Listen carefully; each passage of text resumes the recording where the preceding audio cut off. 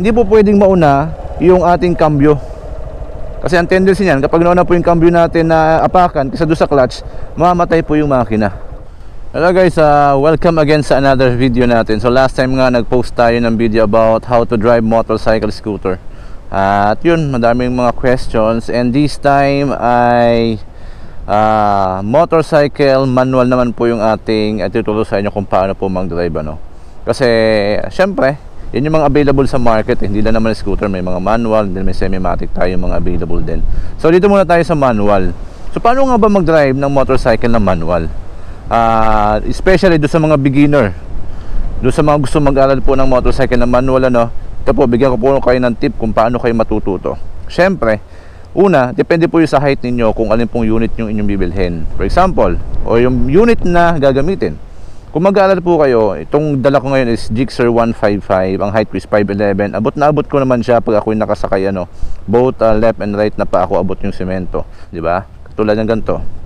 Abot po ninyo pag nagsakay kayo sa unit, dapat kanan at kaliwan semento abot po ninyo para at least madali po tayong mag-balance ng unit. Kasi kung hindi nyo po abot, for example, yung mga pang enduro na motorcycle gagamitin, matataas talaga yun.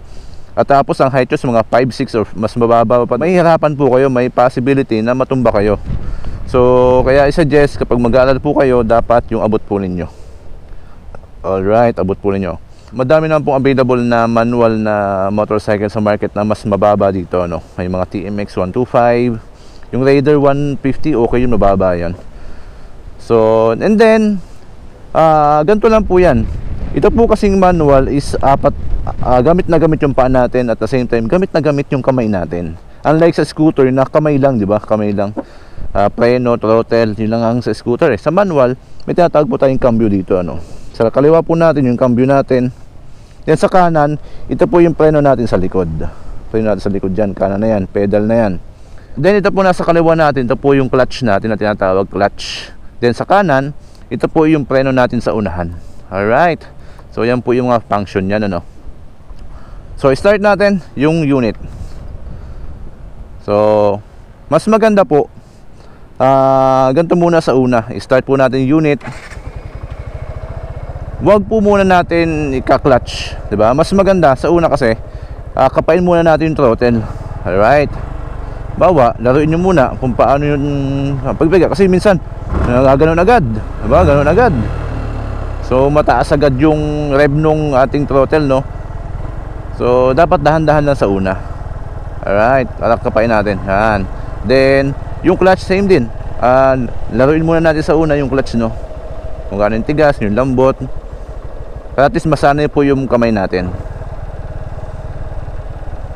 Then next natin gagawin, so patakbuhin na natin, patakbuhin natin.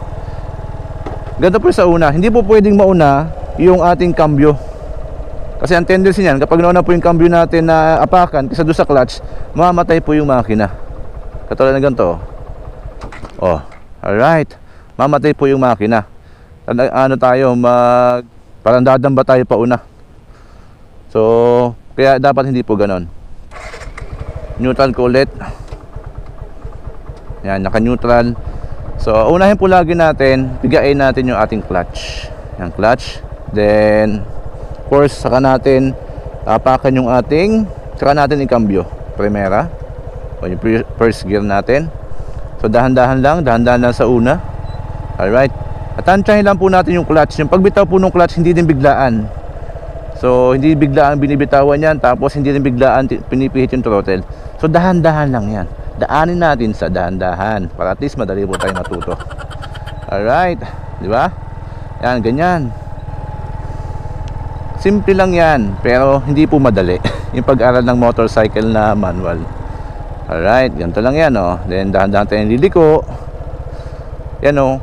Kagandahan sa manual kasi safe to gamitin, eh, di ba?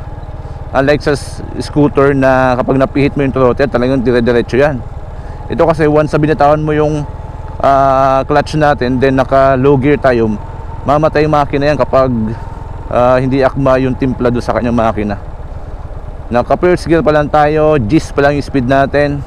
So and then habang nakakapapo ninyo, habang nasasanay kayo, so konting piga ulit tayo ng clutch, then cambio tayo. Basta lagi po nating uunahin yung clutch, no, bago tayo magcambio. Do may mga unit naman na hindi na kailangang mag-clutch, cambio lang ng cambio, no. So yan, dahan-dahan lang tayo. Binitawan ko na po yung clutch kasi okay na yung takbo. Pwede natin bitawan yan once na okay na yung takbo, no. Nasa 20 ang speed na natin. Alalay lang po tayo, of course, alalay lang.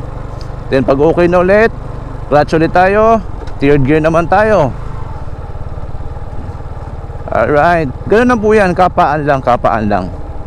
Then balik tayo, no. Pag tayo po titigil, syempre pababa yung gear dapat natin. Segunda, primera, hanggang makuha po natin yung neutral. So ikot tayo, ikot ulit. Isa pa. Ano muna tayo, primera, no. Primera na, dahan-dahan yung clutch. Liliko po tayo, liliko. Dapat nakaalala yung preno natin sa likod kapag tayo liliko. Ayan, dahan-dahan lang. Makukuha po natin ng dahan-dahan yan. Alright. Then segunda tayo, segunda. Since okay na yung takbo, segunda. Second gear. Yan. Yung iba po kasi is nag-aaral dun sa may tricycle. Much better din yon. Kasi at least hindi tayo mahirapan talaga. At hindi tayo matutumba, no. Pero kung wala naman kayong tricycle at meron na kayong manual na motorcycle, so pwede na to. Di ba? Balancing lang, tapos ano mo yun, konting ano lang timplahan lang kasi talaga pang manual na motorcycle. Timplahan lang yan. Alright, nakatrasera tayo. Ang speed natin is 16, 17, parang ganon. Kasi dahan-dahan lang. Alright.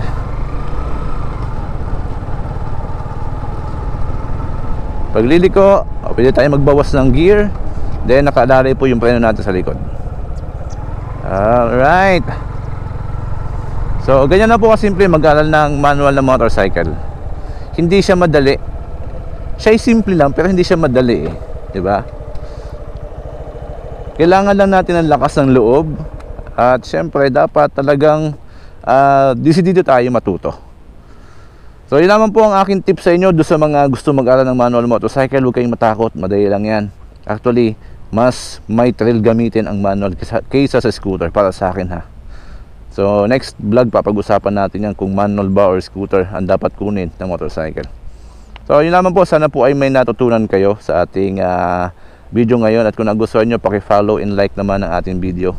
At paki-follow din po ang ating account for more updates. Maraming salamat, ingat po tayo palagi and peace out.